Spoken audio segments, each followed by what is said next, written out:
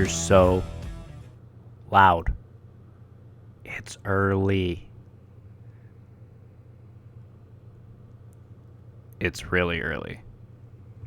Why? Why am I recording a video really early? Because I have a child who studies remotely and sits right there learning all the things. Makes it hard to get videos done during the day. So here I am at 5 a.m. recording this video for you because I'm dedicated. Very dedicated. Lots to go over this week, but we're going to do it kind of quietly. Not super loud.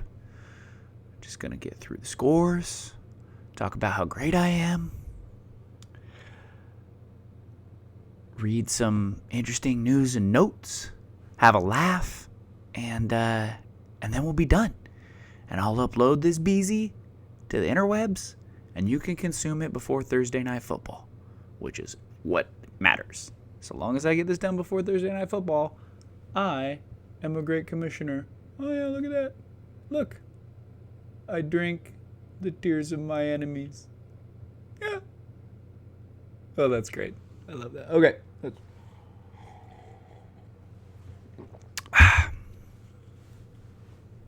Enough nonsense. Off to work. Here we go. What a great day for fantasy football.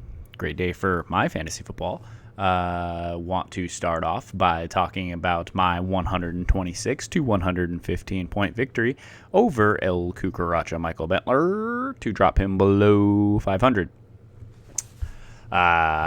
Went up against Patrick Mahomes, and I'm going to tell you, from the get-go, I was a little nervous. I was not excited for this matchup, and I thought I was going to get crushed.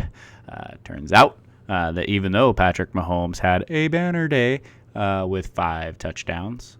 Justin Herbert, the hottest little rookie quarterback that anybody ever did see, went for 31 points to help mitigate Mahomes' 50 points and 0 TDs from the rest of Bentler's team.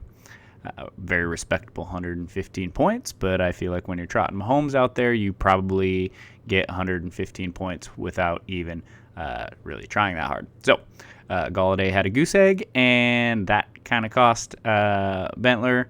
But no matter. Another win for me. 7-1. Count it. Let's move right along to the next game. The Bulldozers taking on Ugly John. Rock out with your hawk out.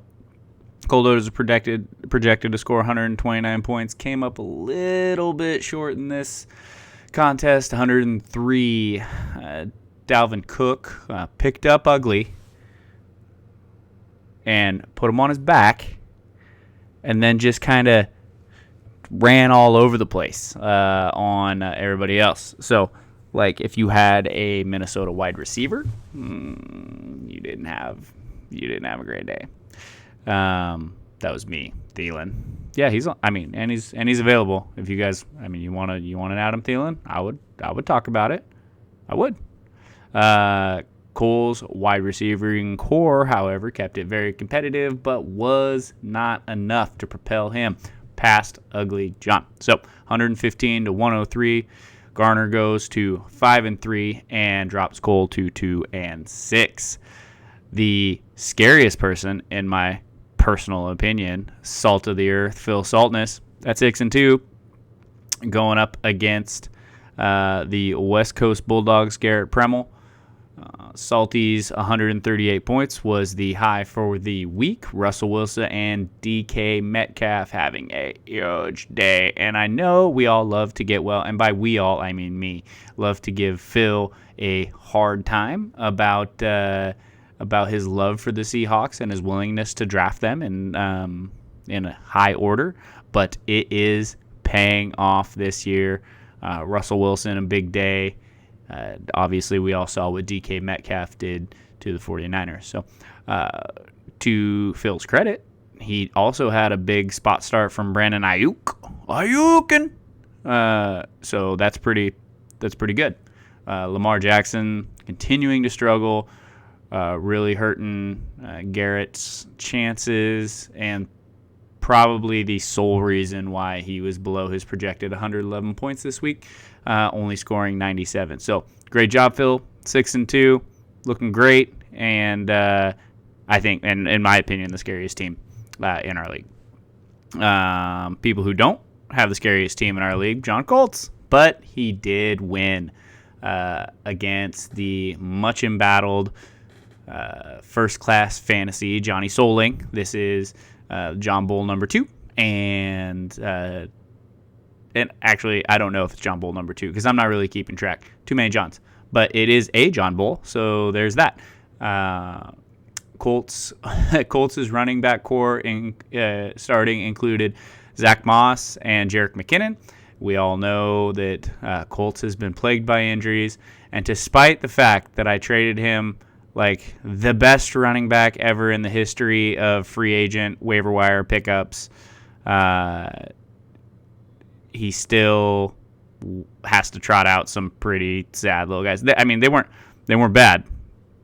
Don't get me wrong, Colts won, but I mean, Zach Moss, Jerick McKinnon, right? You feel me? I mean, it's just like, ooh. It was really all thanks to John's wide receivers, man. They're the ones that carried the team. In my opinion, the best pick of the draft was Aaron Rodgers in the 15th round or wherever. And you would think when you got a starting quarterback the caliber of Aaron Rodgers that late that you might be able to, stash away some value in those higher rounds. It just hasn't materialized that way for Johnny Soling. Rodgers did have a big day, but it was not enough to carry his team as the rest of the team could not find the end zone. Moving right along, the Puyallup Pen 15s having a banner day, 131 points to the worst performance of the week. Your boy Sparta Kessler.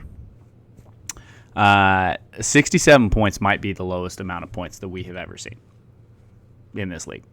To validate that, I would have to go back and do some research. And seeing as how it's 5 a.m, I'm not going to do that.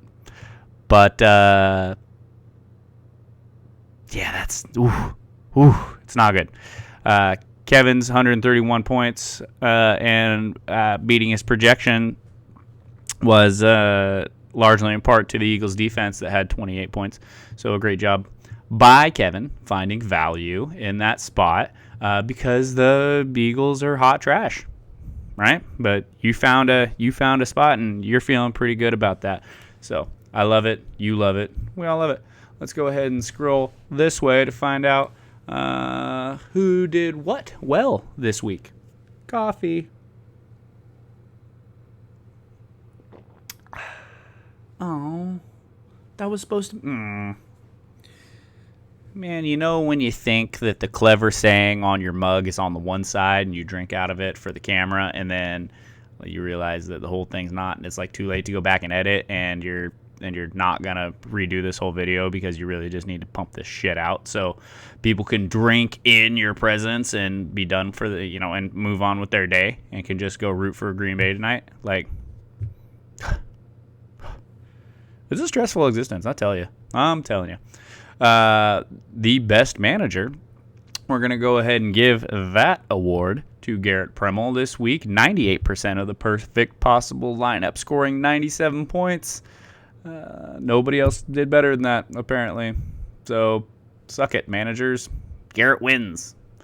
Worst manager, and we kind of alluded to this. Poor 132 points projected, 101 points scored.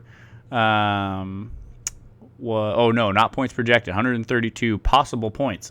Points available to you, and you only scored 100 of those. Johnny Soling, sorry, buddy. I know it doesn't feel good. Kevin Lane had the biggest blowout, and it is not surprising. It was over anybody that played Kessler. But Kevin did have a really good week with 131 points and squeaking it out with just a margin of victory at 9.7%. Oh, tall one over First Class Fantasy. Your high scorer this week, again, I feel like I'm saying this every week, bringing up the point that Phil Saltness and his cigar munching like golf picture there is in your face, scoring 138 points, and his team is legitimately terrifying. The poop emoji this week is Kessler, not to kick a horse while he's down, but that's what it is. And Phil also overachieved his projection by 10%, which like isn't great, but I think that I think Sleeper just wants Phil to like it, so it gives him more awards, and that's what I think. Below expectation is obviously Kessler. Sorry, Sleeper does not care your opinion is of it, Kessler, but because you keep getting like bad awards. Let's talk about the standings. Pew, pew. Okay, they're gonna go whoop like this, and you'll see myself up there. First team. Oh no, that's not true. I was gonna say first team to 1,000 points. That's great, but I'm not. The Puyallup Pen 15s have got 1,052 points. So when I'm saying that there's some scary teams out there, I guess that you would say that Kevin has got one of the scarier teams, seeing as how he's currently the scoring leader. I am 7-1 with the closest team to me at 4-4, which means we're getting pretty close to locking up a playoff spot if we haven't done it yet. This week is week 9, so we're not quite there yet, but let's be honest, I'm not a math guy. And Sleeper hasn't told me that I've locked up a playoff spot yet. So we're just going to continue to go on there with the Colldozers and the West Coast Bulldogs tied at 2-6, and neither one are out of the playoff race, only 2 games back of a playoff slot. Much more competitive division over in Bentler's division. Phil leading the charge there at 6-2. The Puyallup Pen 15s were hot on their heels at 5-3 and tied with Garner at 5-3. And then Bentler is 3-5. And Colts, you're not out yet, buddy. 2-6. Keep up the good fight. You got this. You got this. Defeat the stigma. Like, nobody can like pigeonhole you. You got this, man. Yeah. Okay. So great. How we doing on time? Oh gosh, we've been rambling. Anyway, I gotta really rip this off. What I want to say is that I'm sorry this took so long, but I'm gonna get it out there today, and you're welcome. And thank you for not minding me wearing my robe and my glasses and drinking my coffee. And I'm very excited for this upcoming week. Continue to get your trades going because the trade deadline's coming up. So try to unfuck yourself. And playoffs start week 13. As we have all talked, I think the week 10 is the trade deadline. So keep an eye on that. And have a great week this week, everybody. I love you. Love playing this game with you. And do great things on Sunday. Unless you're Kevin. I hope you suck. Okay.